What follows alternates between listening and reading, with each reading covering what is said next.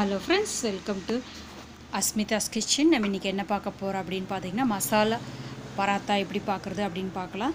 ஓகேங்களா சார், நான் கோதுமை மாவு 1/2 கிலோ மாவு எடுத்துர்க்கேன்.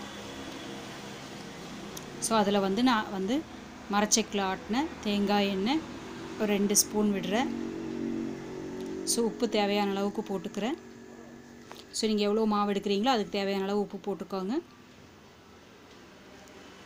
சோ அது கூட 1 கப் கொத்தமல்லி சின்ன பவுல்ல இல்ல ஒரு கைப்பிடி கொத்தமல்லின்னு வெச்சுக்கோங்க. பொடி பொடியா நறுக்கி உள்ள போட்டுக்கோங்க.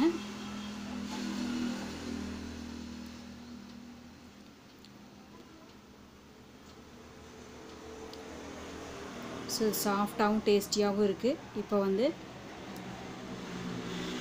சீரகத்தூள் 1 ஸ்பூன் போட்டுருக்கேன். மிளகு 1 ஸ்பூன் போட்டுருக்கேன். மிளகுத்தூள் 1 ஸ்பூன் போட்டுருக்கோம். சீரகத்தூள் 1 ஸ்பூன் போட்டுருக்கோம். மல்லித்தூள் 1 ஸ்பூன் போட்டுருக்கோம். காரத்துக்கு மிளகாத்தூள் 1 ஸ்பூன் போட்டுருக்கோம். ஸோ நீங்கள் வேணாலும் இதில் கரம் மசாலா போட்டுக்கலாம். ஓகேங்களா? ஸோ இப்போ நான் சுடுதண்ணி ஊற்றி நல்லா மிக்ஸ் பண்ணுறேன். உங்களுக்கு தேவையான அளவுக்கு மாவுக்கு தேவையான அளவுக்கு சுடுதண்ணி ஊற்றி நல்லா மிக்ஸ் பண்ணிக்கோங்க. எப்பவும் போல் சப்பாத்தி மாதிரி பிணைஞ்சி நம்ம நெய்யில் தட்டி எடுத்துக்கலாம். ஓகேங்களா? நல்லா மிக்ஸ் பண்ணிக்கோங்க.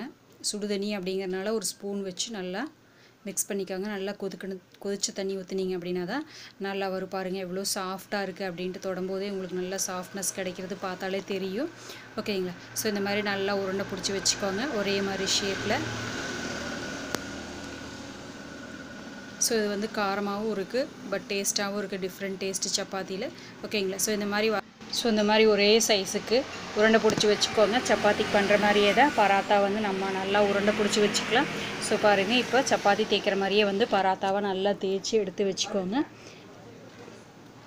சோ இந்த பராத்தா ரொம்ப டேஸ்டா இருக்கு. கொஞ்சம் காரம் இருக்கிற மாதிரி இருக்கு. மசாலாவோட காரம் இருக்கு. சோ அதனால உங்களுக்கு டிஃபரண்ட் டேஸ்ட் கொடுக்கும். ஓகேங்களா? இதுக்கு நான் வெஜிடபிள் குருமா செஞ்சிருக்கேன். ஓகேங்களா? நல்லா இருக்கும். டேஸ்ட் டிஃபரண்டாவும் இருக்கு. சோ இந்த மாதிரி எல்லா பராத்தாவையும் ரெடி பண்ணி நல்லா தேய்ச்சி வெச்சுக்கோங்க. ஓகேங்களா? இப்போ கடாயில நான் தோசைக்கல்ல அடுப்புல வச்சிருக்கேன். நல்லா ஹீட் ஆயிருச்சு.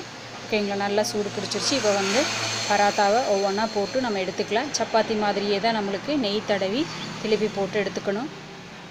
ஸோ நெய் உடம்புக்கு நல்லது அப்படிங்கிறனால நீங்கள் நெய் எவ்வளோ வேணாலும் சேர்த்துக்கலாம். அப்போ உங்களுக்கு பராத்தா நெய் போட்டு தேய்ச்சி எடுக்கிறப்போ அதோட டேஸ்ட்டே வேறு மாதிரி இருக்கும். ஆயில் போடுறத விட நல்லெண்ணெயோ கடலெண்ணெயோ போடுறத விட ஓகேங்களா நீங்கள் கீ போட்டு செய்யும்போது ரொம்ப டேஸ்ட் நல்லாயிருக்கும். குழந்தைங்க கீயில் சாப்பிடும்போது விரும்பி சாப்பிடுவாங்க. ஸோ அதே மாதிரி உங்களுக்கு டேஸ்ட்டும் நல்ல டேஸ்ட் கிடைக்கும். கீ நம்ம வீட்டில் செஞ்ச கீயாக இருந்தால் ரொம்ப நல்லது தான். அது கொழுப்பு கிடையாது. ஓகேங்களா? ஓரளவுக்கு நம்மளுக்கு அதோட சத்து வேணும் நம்மளுக்கு. ஓகேங்களா? ஸோ கீயில் இருக்கிற சத்து நம்மளுக்கு வேணும். அதனால் செஞ்சுக்கலாம். ஸோ இந்த மாதிரி நல்லா திருப்பி போட்டு பராத்தாவை நல்லா வெந்ததுக்கப்புறம் எடுத்துக்கோங்க. கலர் உங்களுக்கு டிஃப்ரென்ஸ் தெரியுது பார்த்தீங்களா? ஸோ அந்த கலர் மாறுது பாருங்கள். ஓகேங்களா? சூப்பர் டேஸ்ட்டாக இருக்குது இந்த பராத்தா. ஸோ இந்த மசாலா பராத்தாவை செஞ்சு பாருங்கள். உங்களோட ஃப்ரெண்ட்ஸுக்கெல்லாம் பிடிச்சது அப்படின்னா உங்களுக்கு சப்ஸ்கிரைப் பண்ணிக்கோங்க என்னோடய வீடியோவை. ஸோ பிடிச்சதுன்னா உங்கள் ஃப்ரெண்ட்ஸுக்கு ஷேர் பண்ணுங்கள் இதைய.